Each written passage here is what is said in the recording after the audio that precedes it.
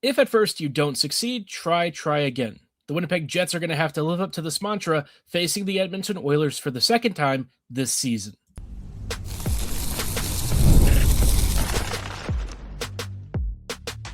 You're Locked On Jets, your daily podcast on the Winnipeg Jets, part of the Locked On Podcast Network, your team every day.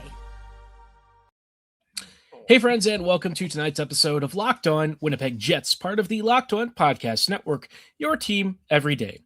I'm your host, Harrison Lee, an avid Winnipeg Jets fan and an online blogger. You can follow me on Twitter at HLivingLoco and at LO_Winnipeg Jets. Thanks for making Locked On Jets your first listen of the day every day. If you enjoy what you're hearing, be sure to like, follow, and subscribe on all of your favorite podcasting platforms and YouTube. Doing so, of course, is always free of charge and ensures you never miss another episode. Most of all, though, more than anything, we just love and appreciate your support in helping to make the Locked On Podcast Network the #1 sports podcast network out there.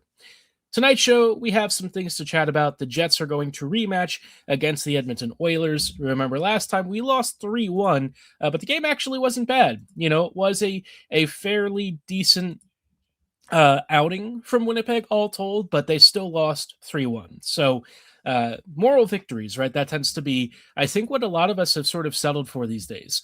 Also want to talk about the Jets perhaps trying to cheap their way to some scoring help. Not really sure how that's going to work, and I don't even know who's available, but we can talk about potentially some scenarios of what they might be looking for. And also want to chat a little bit about how of a much of a statistical anomaly this year has been for Winnipeg. And looking at both the Thrashers and Jets franchise records, this year could become one of the most interesting and worst years in combined franchise history that we've ever seen. And I know people don't like talking about the Thrashers' history, but I do think it actually gives some interesting context for how this particular Winnipeg team has done from like the last 25-ish years. We'll dive into all of that in just a brief moment. But first, let's chat about Winnipeg versus Edmonton, right? This game is going to be interesting for both teams. We're going to see some personnel changes. This is being recorded a little bit before we see practice. So these lines are obviously subject to change. We lost Hayden Fleury last game. Stanley will probably draw back in. He's served his 1-game suspension now. Would imagine him or Miller comes in. We'll have to wait and see. Would think it's Stanley, though. The Jets definitely have a preference for Stanley over most of their other pairing options. In terms of any changes for the Jets, I would not anticipate too much for Winnipeg. We may see Connor Scheifele and Velarde reunited, but I'd honestly prefer them to keep 91, 19, and 13 together. From a not great game against Vegas, I thought that line stood out positively. Taves and Perfetti have had some chemistry in the past. Cole is just really good at elevating his teammates and doing a lot of the defensive work so that they don't have to worry about that stuff so much. A lot of what Cole really feeds off of is extending offensive zone possessions, picking pucks off, and forcing turnovers higher up the ice. And it gives his teammates a fair bit of extra offensive jump. You know, when you look at the underlying metrics for Taves' performance, he goes from looking extremely negative in almost every category, whether it's chances against, chances for, expected goal differential, all that stuff, to looking fairly positive when he's with Perfetti. It's like a totally different player, and I think it's a great credit to Cole that he's able to elevate a guy who even before he had his injuries and medical conditions was declining pretty rapidly, and Perfetti has been a real elevator, even if the points aren't always there, right? But they did score a goal together this time, and so I feel like there's something there. Velarde, I thought, also fit in quite nicely. This is not the fastest line, but they forecheck well, they're patient, and once they're in the offensive zone, they're a real handful. So if the Jets would like to try and give themselves something of a spark here, I would stick with that line, see what happens.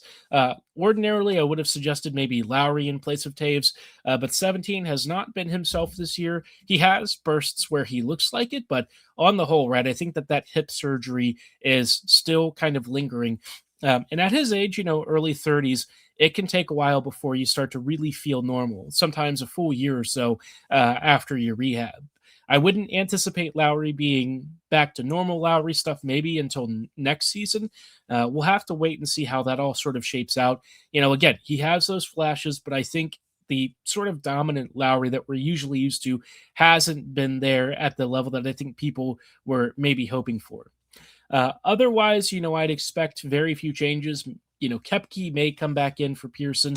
The Koepke thing I don't fully understand because we've heard the Jets talk about needing more speed, and Koepke, yeah, he's kind of Brandon Tanev in that he's a very straight ahead, quick forward, but that speed kind of helps defensively when your fourth line was getting hemmed in like it was against the Knights. So I don't really know why Koepke isn't just a mainstay.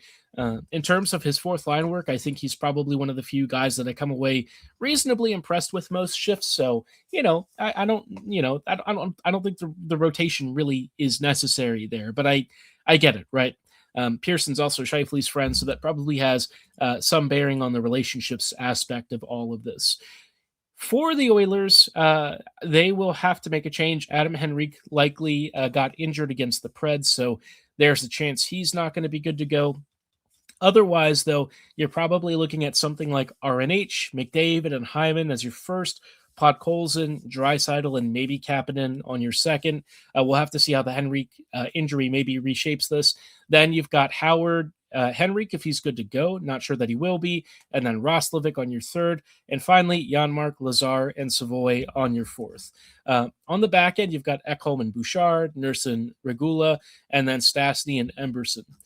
This blue line has actually improved a fair bit with the addition of Stastny. He's been a reasonable third pairing guy.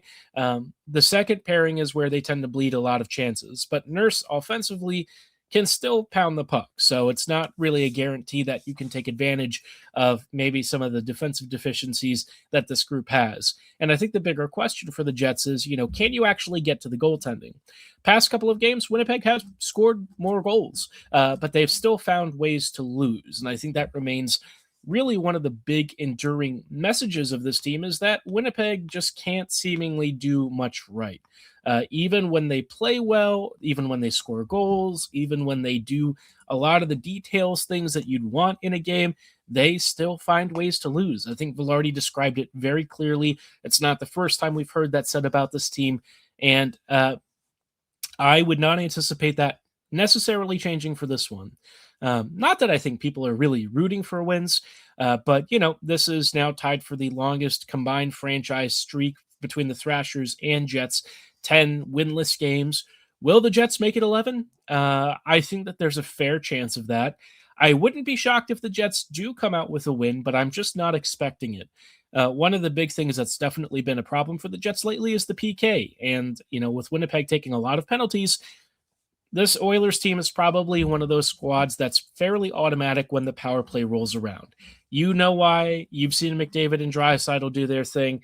It's not really a secret as to why that unit is so flippin' good. So, gonna be an interesting one. I am curious to know how the fan base will be. This 5-game homestand, like I said, I called this the paper brown bag homestand. We'll see how the team responds. I think we are starting to get closer to the sorts of games and the sorts of stretches where I do think, the pressure and the fatigue of a really bad losing season might start to really shape some player performances. But we'll have to wait and see. It'll be later this evening, later tonight. But amidst all this, the Jets are also talking about trying to add some help. Want to chat about whether that's really worth it, what even you could find for the kinds of prices the Jets want to pay, all of that coming right up. Let's be real, managing your finances can feel super overwhelming. Between subscriptions you forgot about, bills that keep going up, and trying to figure out where all your money actually goes each month, it's easy to feel like you're losing control. And who has time to track every transaction or hunt down hidden fees? That's where Rocket Money comes in, the personal finance app that helps you take control. It finds and cancels your unwanted subs, monitors your spending, and helps you lower your bills so you can grow your savings. If you are one of those people who likes to stream lots of multimedia like I am, sometimes you have subs that you didn't even realize, right? A subscription here or there quickly adds up when it's like $30 or $40 a month. And Rocket Money can help you find those, help you cancel those with a single click. It'll quickly save you money and probably more than you realize by the time you've even hit just a couple of weeks into it. The automatic transaction categorization is also fantastic, so you can get all of your spending and see where your budget is going on a routine basis with a click of a button again. And it helps you cancel anything that you don't need super quickly, but it also will help you manage your finances with a longer term in mind. Let Rocket Money help you reach your financial goals faster. Join at rocketmoney.com/lockedon. That's rocketmoney.com/lockedon. rocketmoney.com/lockedon. Hey, friends, and welcome back to this episode of Locked On Winnipeg Jets, part of the Locked On Podcast Network, your team every day. Every day, thank you so much for rejoining us on tonight's show as we are chatting about some updates to maybe a rumor or two. Elliot Friedman was just up yesterday chatting a little bit about a couple of developments around the league.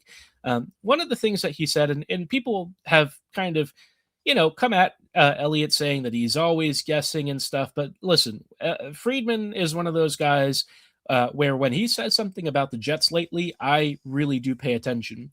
Last year, he had a really close ear to the organization, and it seems like his source, whoever was talking to him, whether it was somebody higher up with the Jets or within the org itself, he was correctly identifying a number of key moves and deals the Jets made before they happened. So he clearly has an ear from someone in the organization.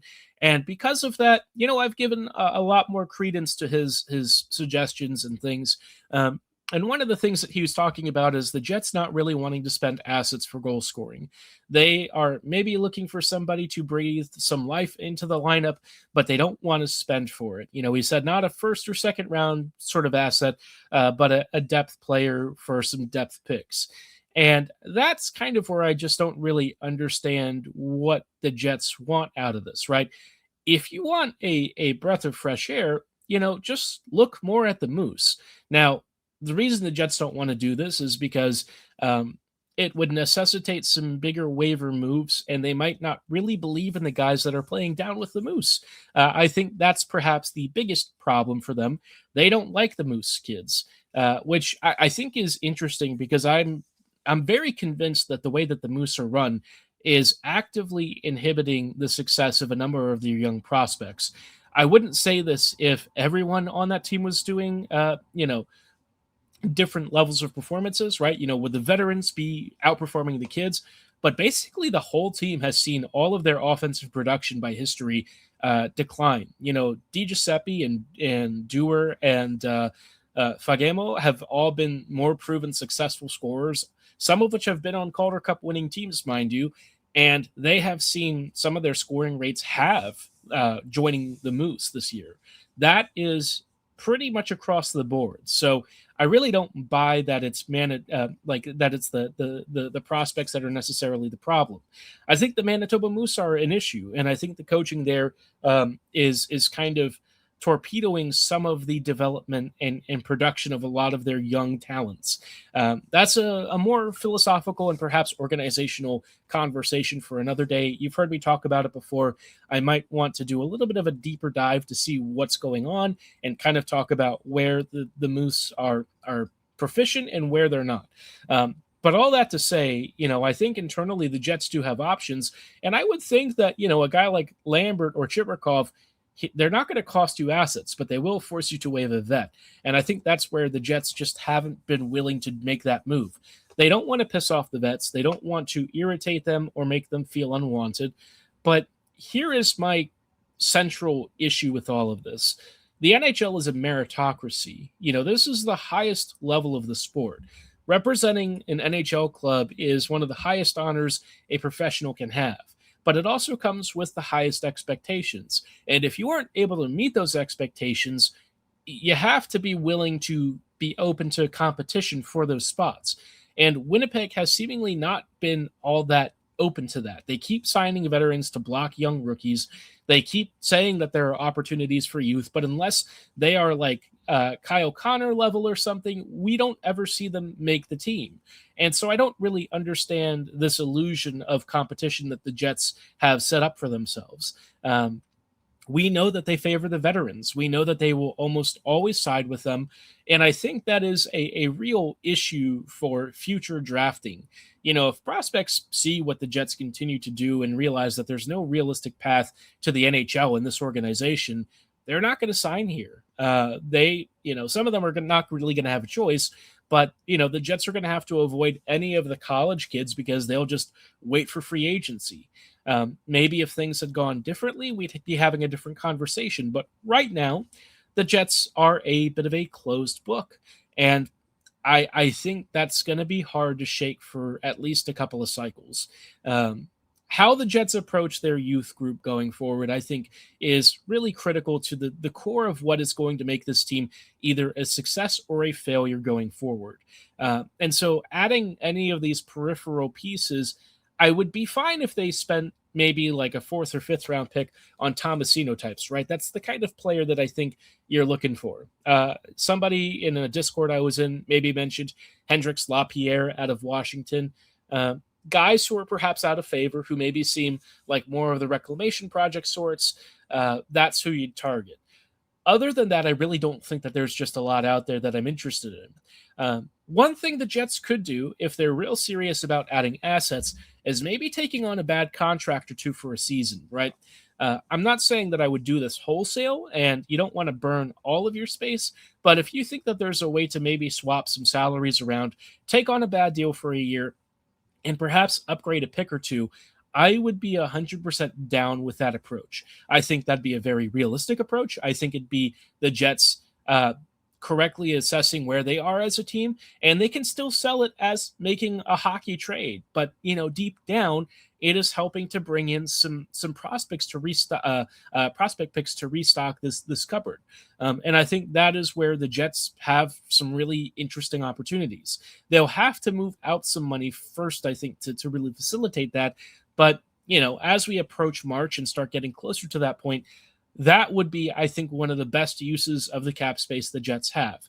We're going to see some big injuries to some other teams. We're going to see contenders needing some real roster support. So the Jets might actually be able to move salary out faster and help facilitate deals for other teams by taking on some contracts that are maybe not helpful in the very short term. Now, I don't want the team to acquire term, and that may be what, other teams try to foist on the Jets. Term, I think, is something you'd probably prefer to avoid, especially if it's more than like a year. But, we'll have to wait and see what shakes out. I do think the Jets are kind of signaling that they're not really looking to do a ton. And if Friedman is telling us that they're not really wanting to spend a first or second round sort of asset, that makes sense. That tracks with Chevy saying we don't have the firepower in our asset pool to make a big play. I also hope that they don't just throw away picks. Their depth drafting the last couple of years, especially past rounds, 3 and 4, they've had some surprising success as of late. And so I'm not really willing to just overlook these depth picks. I think the Jets have added some intriguing talent. Walton was one of those late round picks. Angle was as well. They have had some real success back there. And look, none of that guarantees that these guys are NHLers, but I think that shows that the Jets amateur scouting is better than I think it sometimes gets credit for. Now, what happens after these guys get drafted is a different conversation again. The prospect development I have many concerns about and questions about, but at least for the immediate present and future, that's a conversation for another day. As far as adding anything is concerned, I just don't think that the Jets are going to find much of anything that can really help. It might be a surface level appearance of a move, but I think we all kind of know deep down it's probably not going to make much of a difference. And I think for the Jets, maybe they're just hoping that somebody can be a positive voice in the room, maybe something to give the team and roster at least a little bit of a minor spark. But yeah, would not expect it to be a significant jump. Curious to know if there's a player that you think the Jets should go for in this price bracket. We're probably talking, again, in that 4th to 5th round sort of conversation. I don't know that the Jets are really that keen to move a third rounder either, especially in a deeper draft. Perhaps I'm wrong about that, right? They've spent some big assets at trade deadlines before. I just don't think that that's the same kind of dynamic that they're looking at this year.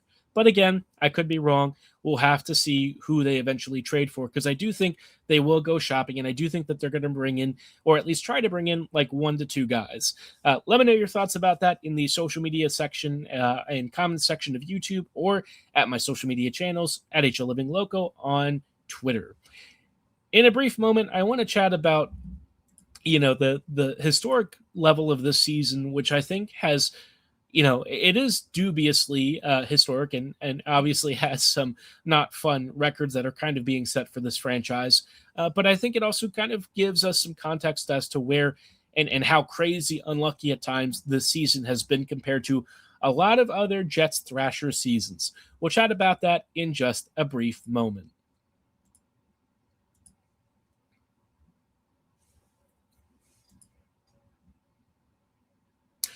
Hey friends, and welcome back to this episode of Locked On Winnipeg Jets, part of the Locked On Podcasts Network, your team every day. Every day, thank you so much for rejoining us in tonight's show, as we are just wrapping up real quick with some thoughts about the historic nature of what we're seeing out of this Jets team. They've done some things that I didn't quite think were possible for an NHL franchise, much less the Jets that have seen a lot of regular season success. Before talking about that, though, just wanted to say thanks again for making Locked On Jets your first listen of the day, and now one of the number one sports podcasting networks out there. I did also want to invite you to join our Everydayer Club. It is a great way to get up-to-date content and engage with the community. You'll have access to a special Everydayer Club Discord server, and you can also get ad-free episodes of the show. Just head to LockedOnWinnipegJets.supercast.com to sign up for $5 a month, and it'll also give you a discount on subs to other Locked On podcast shows. But of the Jets, speaking of kind of their interesting history and where things have kind of gone this season, Winnipeg is on, by their own franchise standards, a bit of a historic run. Looking back through everything from 1999 to last year, Winnipeg has actually only had 1 year in a full 82-game season where they have had this few amount of points. That year, they had 60 points in 82 games. That was 2000 to 2001's Thrashers. Pretty bad. Pretty bad. The Jets this year, as of right now, are on pace for around 70 points. I don't know that that's necessarily going to hold. I do think we could see that tick up a bit closer to like 75 or maybe even just under 80 points by the end of the season. But, suffice it to say, this team really hasn't hit that mark very many times in a full 82-game season. Looking at it, some of the lowest point totals we've seen have usually come out of years where the Jets really didn't have much. And apologies, I did actually miss one season as the lowest point total. The last time the combined franchise was under 70 points in an 82-game season was actually, or the lowest was actually 2001 to 2002, where Atlanta had 54 points. So there are two teams that kind of qualify for this. Otherwise, in 82-game seasons, usually the lowest you've seen from this combined franchise is like 74 points, right? Still pretty bad. Don't get me wrong. Still pretty bad. And these are all the Atlanta teams. Winnipeg generally has been a lot better across the board. So, yep, props to the Jets for that. We've seen, a lot of improvement from those days. But this year's a real statistical abnormality. Those teams in the early aughts lost 45, 46 games a year, only got a couple of overtime victories and losses, conceded almost 300 goals across the entire season. Pretty crazy numbers. And this Jets team is on pace to match some of those real bad struggles. Maybe not as low in the points total column. They're not going to finish the year with under 60 points, or really, I would be surprised if they finished below 70. But maybe there's a crazy thing that could happen this year. The Jets haven't done this again since those early aughts Thrashers teams. Even in Winnipeg history, the only time that they've really hit below 80 points was in the 15-16 year, which I think that was around the time that we got Line. So there's only been a couple of times where the Jets have truly been just outwardly and objectively terrible. Beyond that, I mean, there's only been a couple of losing seasons in Winnipeg history, and again, very, very few, like one or two. So this franchise has set itself some pretty high standards. The points percentage might not be as kind in some of the years where the Jets were technically above 500, but like broadly speaking, this team just hasn't had a year like this. And, the Jets now have that dubious honor of being the first team in the President's Trophy history to win the President's Trophy and then be last in this in the entire NHL in the same calendar year. That's never, ever happened before. The only other team that did this, and this is before the President's Trophy even existed, was like the 41 or 42 Rangers. Murat Atesh of the the Athletic had this, which I thought was a crazy stat pool. The 41 or 42 Rangers being the only team that could even match this, pretty insane. Where the Jets kind of go from here, I think will be fascinating, right? There's kind of a cliff for this team coming, and I don't know how the Jets are thinking about preparing for it. Chevy probably does have some concept of what's on the horizon in 2 to 3 years. I think it's going to be a hard conversation. I'm not going to have it this year just yet. The top line boys have been talking about it. Mikey and Nick have brought it up on their show. I think for this year of misery, we'll save it more for the summer, because I think the summer might be the first time that folks maybe confront this conversation as we kind of talk about which way this team goes. Rebuild, retool, what kind of makes sense. Now, I'll tell you, the Jets will try the retool option. Whether they're successful, I don't know. Chevy hasn't really earned that trust from me right now. If it was a few years ago, I'd have a very different feeling. But as of right now, I just don't feel great about the front office making moves. But again, maybe I'm being too negative and harsh on the team. We're going to have to see what sort of rabbit in the hat they have in store for us. And whether or not that's a threat.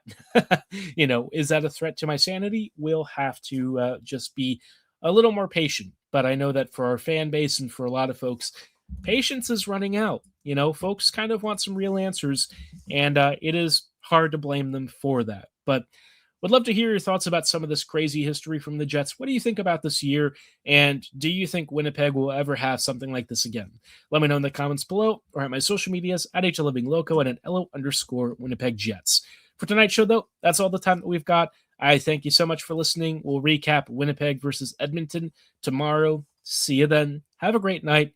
And as always, go Jets go.